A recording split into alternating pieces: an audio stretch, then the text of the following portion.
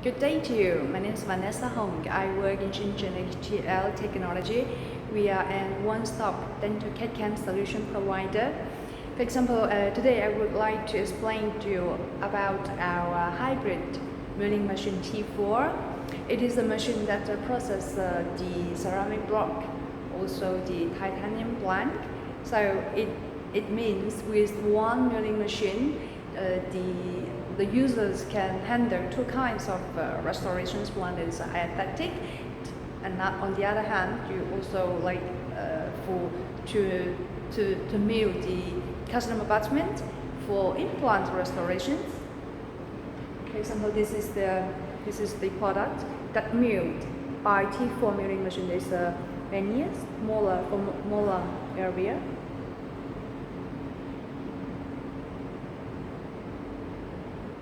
It's not clear.